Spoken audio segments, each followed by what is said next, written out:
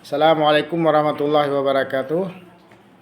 Pada pertemuan kali ini kita akan membahas metodologi penelitian untuk bab 2. Bab 2 biasanya tinjauan teoritis atau tinjauan kepustakaan. Baik, di dalam bab 2 ini kita harus bisa memformulasikan teori-teori yang diperlukan terutama bagi penelitian model kuantitatif ya. Teori-teori itu yang menjelaskan tentang variabel-variabel yang ada di judul kita. Maka yang pertama sekali di dalam bab 2 itu sebaiknya dilakukan adalah untuk 21 itu adalah Y-nya. Ya, variabel dependennya, dan setiap variabel itu minimal 3 subbab. Sub yang pertamanya adalah pengertian atau konsepnya dari variabel tersebut. Sub yang kedua adalah manfaat dari variabel tersebut. Sub yang ketiganya indikator, itu minimal. Kalau kita mau tambah subbab-subbab yang lain dipersilakan. Nah, di dalam memformulasikan teori atau tinjauan pustaka ini adalah setiap subbab itu harus minimal memiliki 3 pendapat. 3 pendapat, umpamanya petian Y adalah itu menurut 3 pendapat. Jika pendapat-pendapat itu sama, maka cukup beberapa baris saja atau satu paragraf saja. Umpamanya Y adalah pulan, pendapat si B, si A, si C. Ya udah, itu aja. Ya. Kutipan yang kita gunakan adalah dengan cara Mendeley. Nah, kalau indikator juga begitu, manfaat juga begitu, minimal 3 pendapat. Ya. Lebih boleh, tapi kalau sudah minimal tidak masalah, karena untuk ukuran skripsi minimal 3 pendapat itu sudah memadai. Nah, setelah Y selesai, dilanjutkan dengan X1, X2, X3 dan X seterusnya. Ya, baru kemudian dilanjutkan dengan subbab penelitian sebelumnya.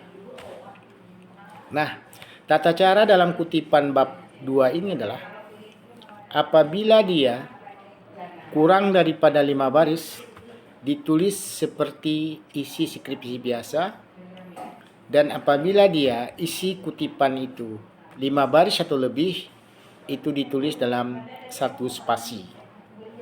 Ya. Kemudian bahasa selain bahasa Indonesia harus dimiringkan. Baik.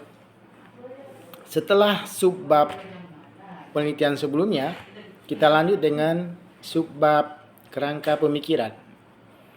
Kerangka pemikiran itu disubbabkan sebanyak variabel X. Umpamanya, untuk subbab pertamanya, pengaruh X1 terhadap Y, itu uraiannya minimal 2 paragraf gemuk, dan boleh didukung oleh argumentasi artikel-artikel yang ada atau didukung oleh hasil penelitian-penelitian yang ada. Sampai habis. Kemudian, setelah kerangka pemikiran diuraikan, dinarasikan, dituangkan dalam bentuk gambar.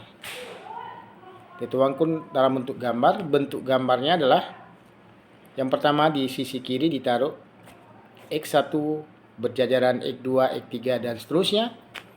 Kemudian kita taruh di sisi kanannya Y. Kemudian kita tarik garis tembak, garis panah menuju Y masing-masing X. Maknanya apa? X1, X2, X3 dan seterusnya berpengaruh terhadap Y. Nah, setelah itu kita lanjutkan dengan subbab yang terakhir di bab 2 itu adalah subbab hipotesis. Hipotesis itu dugaan sementara itu jumlahnya sama banyaknya dengan rumusan masalah. Ya. Maka kalau X-nya 3, hipotesisnya 4. Karena ada hipotesis secara simultan. Karena juga ada masalah secara simultan.